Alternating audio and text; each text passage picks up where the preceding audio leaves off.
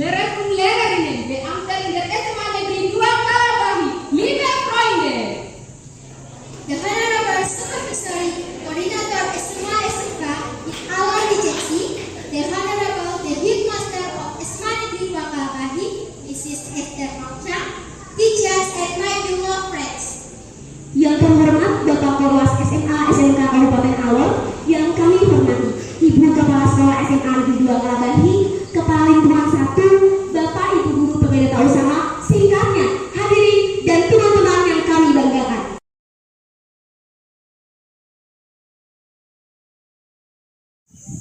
Bahasa berfungsi sebagai alat komunikasi. Coba bayangkan kalau bahasa kita tidak anak-anak menyampaikan sidang perasaan tanpa bahasa. Bisa?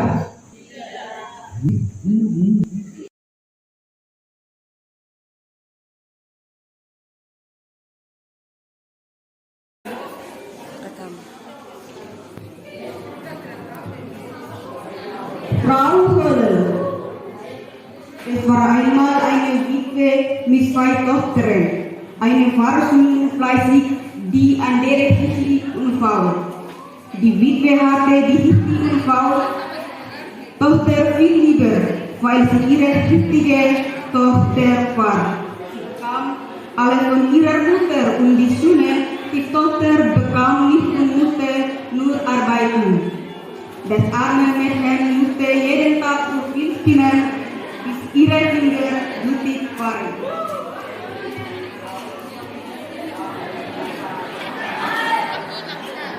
Eines Tages fiel ihr die Stuhl in den Brunnen, bis die Mutter sagte, bring die Stuhl wieder zurück. Das Mädchen sprang vor Angst in den Brunnen und verlor das Bewusstsein.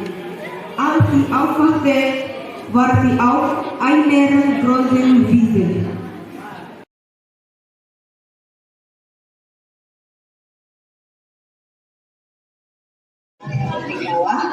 I'm the representation of class 12 science study.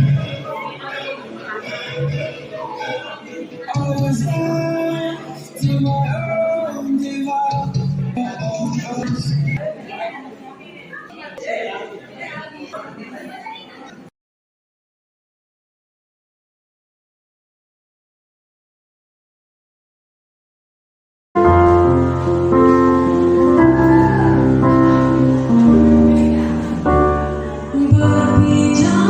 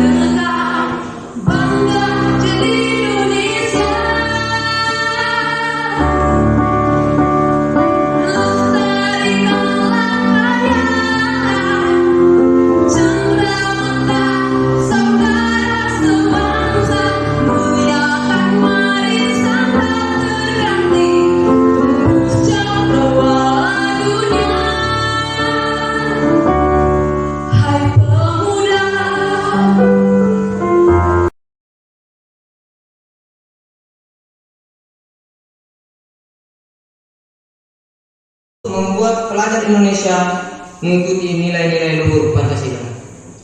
Namun demikian, kita sebagai pelajar tidak harus bergantung di sekolah sebagai tempat belajar mengajar, namun kita bisa melakukan nilai-nilai Pancasila di kehidupan sehari-hari dengan cara menghargai teman yang berbeda kepercayaan, melakukan keadilan terhadap sesama, tidak memilih-milih teman, dan masih banyak lagi.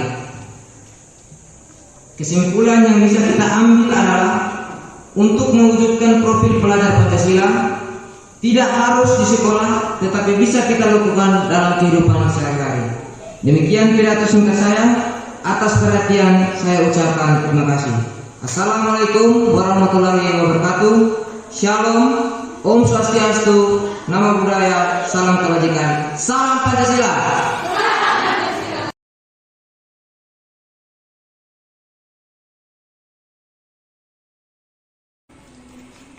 Selamat pagi Indonesia. Seekor burung mungil mengamuk dan menyanyi buatmu. Aku pun sudah selesai, tinggal mengenakan sepatu dan kemudian pergi untuk mewujudkan setiaku padamu.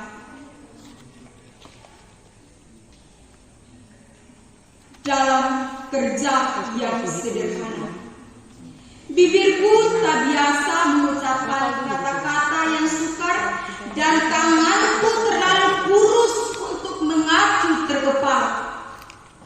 Selalu kujumpai kau di wajah anak-anak sekolah, di mata para perempuan yang sabar, di telapak tangan yang membantu para pekerja jalanan. Kami telah bersahabat dengan kenyataan untuk diam-diam mencintaimu.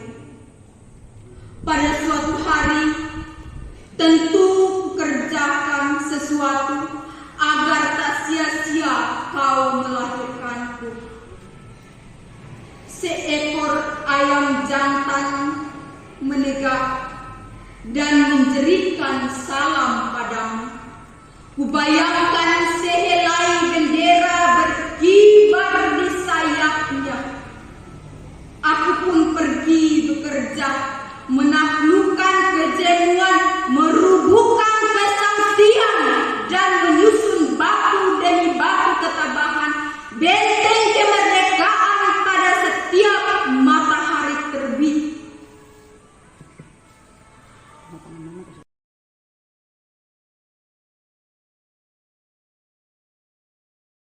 Ya, di umurnya yang sekarang ini, mereka bisa menghabiskan waktunya di sekolah. Sedangkan aku, beli buku saja tidak sanggup, apalagi bersekolah. Konyol sekali. Tetapi, apakah aku masih bisa menjadi seperti mereka? Apa aku bisa?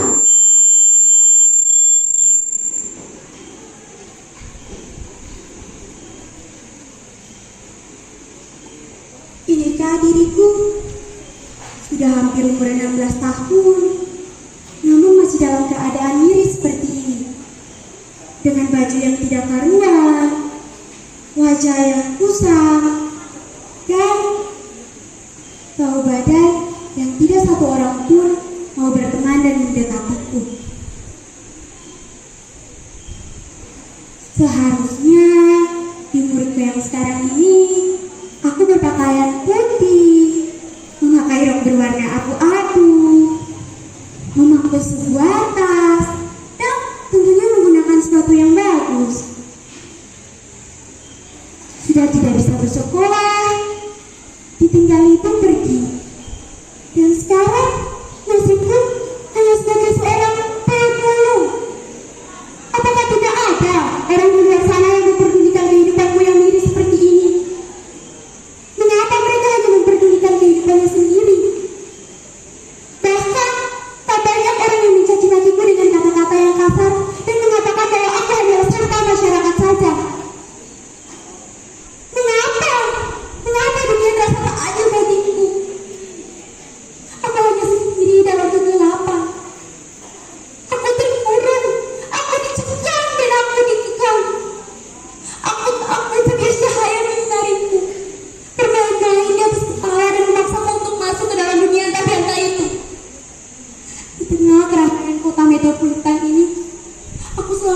kepastian di kehidupan tak layak tinggal ini. Inikah yang dinamakan hidup? Egois. Dunia memaksaku untuk bekerja, padahal seharusnya dalam seluruh usiaku hanya menuntut ilmu untuk menggapai cita-cita. Tetapi aku hanya seorang anak pemulung yang kesehariannya berada di tumpukan sampah. Ya, tapi apa daya, memang ini kehidupanku saat ini. Apakah kalian tahu banyak anak sekolah yang lewat di depanku dan juga di depanmu?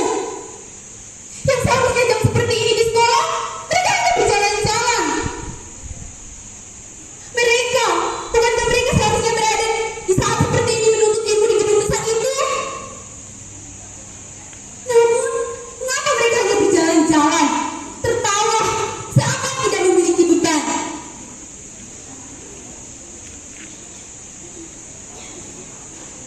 Sakit hati ini, sakit, miris, tentu saja miris hati ini. Melihat generasi penerus bangsa yang seperti itu. Mereka memiliki segalanya dibandingkan denganku yang hidup tanpa pendidikan, hidup tanpa harta warisan, hidup tanpa tahu apakah aku bisa makan atau minum. Heran kepada mereka yang diberikan nasib lebih beruntung daripadaku.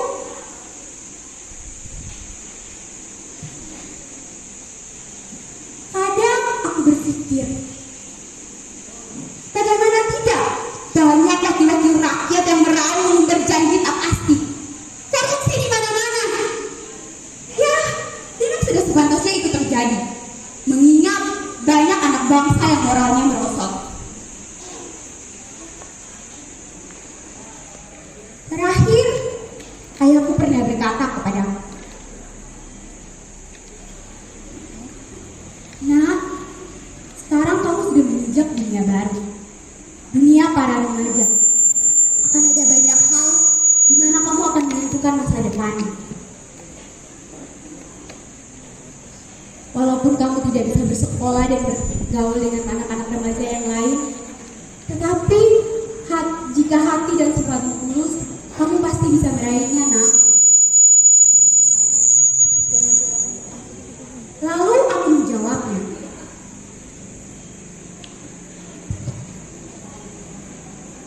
"Tapi apakah saya mampu untuk meraih cita-cita saya?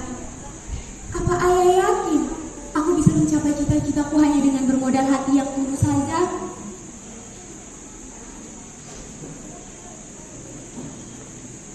Nah, percayalah, walaupun saat ini kamu hanyalah seorang anak pemulung, tapi ayah yakin suatu saat nanti kamu akan menjadi orang yang sukses, Nak. Begitu ucapnya. Iya, begitu kata ayahku. Tapi apakah cita-citaku akan tercapai, Tuhan? Aku masih lahir. Kadang aku berpikir, akankah jiwaku terus melayang-layang di tengah gelapnya dunia, mengadu nasib sendiri yang tak tahu di mana ibuku berada? Tidak. Aku yakin aku pasti bisa mencapai cita-citaku dan segera bertemu dengan ibuku. Dan asal kalian tahu, orang-orang sepertiku juga berhak memiliki mimpi. Mereka juga adalah generasi penerus bangsa. Bukan hanya kalian, orang-orang dari golongan tinggi yang malas menang-menang di celah kami. Camkan itu baik-baik.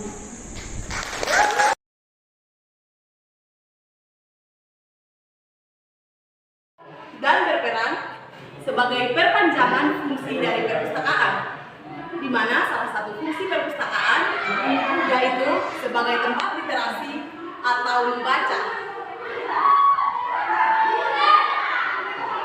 Di dalam pojok bacaan dilengkapi dengan beragam bahan bacaan seperti buku cerita, buku komik, buku referensi, koran, dan juga buku-buku ilmu pengetahuan lainnya. Serta ada pula jurnal. Latar belakang pojok baca kami didesain kreatif dengan latar pohon, buku-buku, dan rumput-rumput hijau.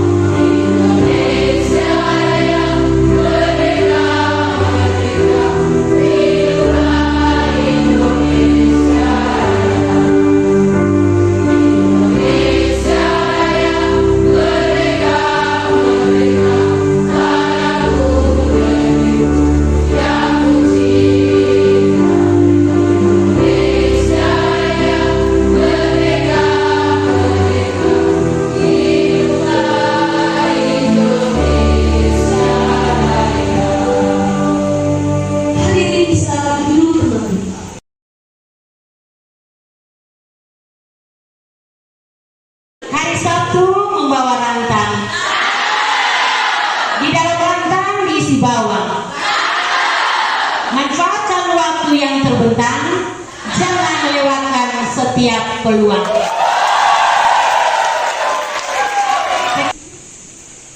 Kembang sepatu tumbuh sejajar. Satu ditanam di pohon lontar. Mengapa aku tekun belajar? Ku ingin menjadi insan yang cerdas.